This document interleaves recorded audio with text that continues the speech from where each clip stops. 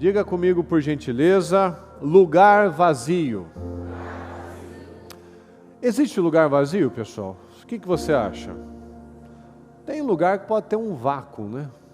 O espaço, por exemplo, né? Dizem que é um vácuo, né? Mas não existe lugar vazio nas crenças. Às vezes a gente fala, não, eu não creio em Deus, eu não creio em nada. Só o fato de você falar que não crê em, não você, obviamente, né? Mas só o fato da pessoa falar que não crê em nada, ela já está crendo em alguma coisa, porque ela, na cabeça dela tem algum tipo de razão, por mais esdrúxula que seja, ela acredita em alguma coisa. Então até um ateu ele tem crenças. Um ateu que é consciente que ele é ateu, ele não fala que ele não crê em nada, ele fala que ele não crê em Deus. Então ele sabe que ele tem crenças, mas não é em Deus. Então todo mundo, ele crê, todo mundo ele se agarra a alguma coisa. A gente precisa de alguma coisa para se agarrar. Isso vem de ter uma esperança. Então o problema é que muitas pessoas estão se agarrando e crendo em coisas que estão prejudicando, não vão levar a vida delas para um patamar superior. Se nós acreditamos sempre em alguma coisa, infelizmente muitos ainda estão acreditando nas velhas mentiras. Muitos ainda estão vivendo uma vida falida, uma vida vazia, porque a fé delas é uma fé falida, é uma fé vazia.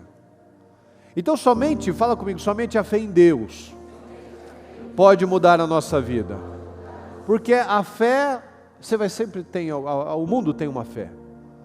Ele pode não chamar de fé, mas é uma crença. A pessoa sempre vai acreditar em alguma coisa. Mas isso não é novidade. Falar que a fé em Deus é o que pode mudar a minha vida. É novidade aqui, pessoal? Não, você nunca ouviu isso na vida. Ouviu? Todo dia só. Então a única coisa capaz de nos ajudar é ter essa consciência. Senhor, coloca a luz nas minhas trevas. Porque adianta eu falar que eu tenho fé? Tiago já fala, você tem fé? Mostra suas obras de fé. Então, por mais que nós possamos dizer que nós cremos em Deus, a gente pode correr o sério risco de nos tornarmos mornos. Fala comigo, morno. E a pessoa mais difícil de mudar é o ímpio, pessoal. Não, fala, é o religioso. A pessoa mais difícil de ter metanoia é o religioso. Porque se eu me torno um religioso, eu me acostumo com as coisas espirituais. E se eu me acostumo com as coisas espirituais, eu não enxergo mais as coisas, eu fico morno. A palavra não tem mais poder na minha vida. Porque a palavra vai se cumprir na minha vida mediante a fé. Então se eu acredito se eu me torno uma pessoa morna, eu não exercito mais a minha fé. Então, eu estou vazio de alguma coisa está aqui. Eu estou vazio de Deus e cheio de outras coisas. Então um lugar vazio, como nós estamos aqui falando, um lugar vazio de Deus é um lugar muito perigoso. Porque se Deus não estiver ocupando esse espaço, vai ser o mal que vai ocupar. E aqui, nós podemos ver, aqui em Marcos 3, olha só, Marcos 3, 1-6, olha só. Noutra ocasião, ele entrou na sinagoga e estava ali um homem com uma das mãos atrofiada. Alguns deles estavam procurando um motivo para acusar Jesus. Por isso, fala comigo, por isso, o observavam atentamente. Tem gente que num culto ele dorme, mas para pegar o erro de alguém ele fica atento, ele não pisca, não vai perder um detalhe. Então é o que a gente vê com um padrão dos religiosos, né? Eles eram os que acordavam mais cedo e estavam lá na primeira fila do culto de Jesus, mas só para pegar erro. Olha o problema. Então, por isso eles observavam atentamente para ver se ele iria curá-lo no sábado. Jesus disse ao homem da mão atrofiada: levante-se e venha para o meio. Agora ele vai fazer alguma coisa, agora a gente pega ele. Depois Jesus lhes perguntou: o que é permitido fazer no sábado, o bem ou o mal? Salvar a vida ou matar? E eles permaneceram como, pessoal? Silêncio. Irado, olhou para os que estavam à sua volta e profundamente entristecido por causa do coração, fala comigo, por causa do coração endurecido deles. Estava triste, Jesus se entristeceu, olha que perda de tempo, né? Que perda de vida desse pessoal. E disse ao homem, estenda a mão. E ele a estendeu e ela foi restaurada. Então os fariseus, diga comigo, fariseus, ok? Saíram e começaram a conspirar com os herodianos contra Jesus, sobre como poderiam matá-lo. Olha só. Aqui os fariseus, você lembra do que significa fariseu, pessoal? Fala, separado. Então começou bem. Essa seita aí começou como um povo, um grupo que queria ser separados, pessoas santas. Então começou com uma boa ideia. Era o povo separado, mas se perderam, ficaram mais presos à religiosidade, a uma série de coisas negativas, então eles se perderam, não se tornaram mais aquelas pessoas que amavam a Deus, mas agora nós somos melhores que todo mundo. Então hoje quando a gente fala de fariseu, você sempre lembra de uma forma negativa, né? Você fica imaginando aquela imagem daquele religioso, todo enrugado, carrancudo, com cara enrugada, um cara que não, né, que chupou limão, porque era o que eles se tornaram. Então eles se tornaram apenas religiosos. Eles se tornaram apenas aquele tipo de pessoa que o propósito da vida dele é pesar os outros. Em vez de aliviar, eles ajudavam a pesar. Eles se acostumaram com as coisas espirituais. E eles se tornaram pessoas terríveis. Lembra que a bispa fala que as piores pessoas estão dentro das igrejas? Então, é o que a gente acabou de falar. É mais difícil mudar um crente, não um cristão. É mais difícil mudar um crente do que um ímpio. Sabe por quê?